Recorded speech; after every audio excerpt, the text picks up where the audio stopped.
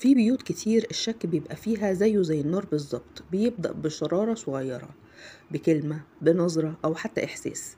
بس لما النار بتولع يا تتحكم فيها يا تتحول لحريقة تاكل الأخضر واليابس. واللي حصل في القصة دي كان حريقة بمعنى الكلمة. بطلتنا مش مرات الابن ولا الزوج ولا حتى الطفلة الصغيرة.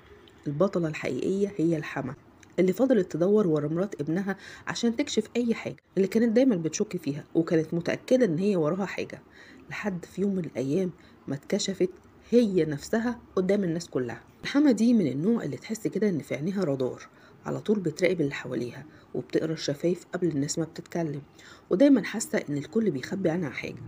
مرات ابنها كانت بالنسبة لها عدوة ودايما موضع شك، وكان في أسئلة كتير بتلف في دماغها ليل نهار، لحد ما في يوم قررت قرار عمر ما كان حد يتخيله. راحت لجوزها وقالت له أنا عايزة أعمل تحليل دي إن إيه لبنت ابني. جوزها اتفاجئ طبعا وقال لها أنت إيه بتقولي إيه؟ إزاي فكرتي كده؟ قالت له أنا بقول لك البنت دي مش بنت ابننا، أكيد مراته خانته في يوم من الأيام والبنت دي مش من صلبنا. الراجل طبعا قدام إصرارها وافق على طول، وحب إن هو يروح يعمل فعلا التحليل ده. يوم من الأيام خدوا البنت من ورا أبوها وأمها وراحوا معمل التحليل، وفعلا عملوا تحليل الدي ان ايه. بعد أيام النتيجة وصلت، وكانت الصاعقة الكبيرة. التحليل بيقول إن البنت دي مش حفيدة الراجل، يعني بشكل غير مباشر المفروض إن هي مش بنت ابنهم. الحما هنا كانت طايرة من الفرحة، وشايفة إن اللحظة اللي استنتها سنين أخيرا وصلت. مبسوطة جدا إن شكها طلع في محله. راحت على طول على بيت ابنها ودخلت البيت وصوتها عالي جدا وإيديها فيها ورقة التحليل، وقالت له أنا كنت حاسة إن البنت دي مش مننا. رمت الورقة في وش ابنها ومراته وعينيها بتولع شماتة. فطبعا ابنها استغرب ان هي ازاي تعمل حاجة زي كده، وازاي راحت تعمل للبنت تحليل من غير ما تقوله. بس هو كان فاهم وعارف ان امه ما بتحبش مراته.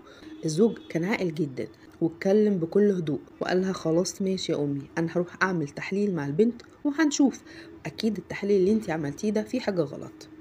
وبعد ايام التحليل طلع والبنت طلعت بنته بنسبة 100%. هنا وقف لحظة وسأل نفسه ازاي؟ يعني ايه هي بنتي بس مش حفيدة ابويا؟ بدأ الشك يدخل قلبه، بس مش من ناحية مراته، لا، الشك راح لمكان تاني خالص. راح يعمل تحليل دي ان ايه بينه وبين الراجل اللي مربيه، ابوه، اللي شايله فوق راسه طول عمره. والنتيجة كانت كارثة. التحليل بيقول ان مفيش صلة بيولوجية بينه وبين الراجل ده، يعني ببساطة هو مش ابنه. وقف مذهول مش مصدق، الراجل اللي بيقول له يا بابا طول عمره طلع مش أبوه الحقيقي. وساعتها الحقيقة طلعت زي الشمس. الست اللي كانت بتتهم دايما وبتشك وبتدور على الفضايح هي نفسها اللي كانت مخبية أكبر فضيحة. الحما زمان كانت خانت جوزها وخلفت من حد تاني، وسكتت وسابت الراجل يا عيني يربي طفل مش من صلبه.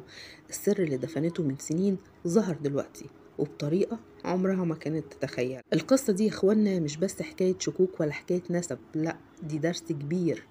اللي بيحفر حفرة لغيره لازم يقع فيها بنفسه، واللي بيشك في الناس ليل ونهار ساعات بيكون هو نفسه اللي عنده السر الكبير اللي بيخاف يبان. القلوب اللي بتشك بتكون أوقات هي أكتر قلوب محتاجة تتكشف.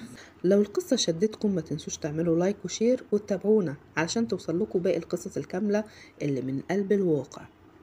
والسلام عليكم ورحمة الله وبركاته.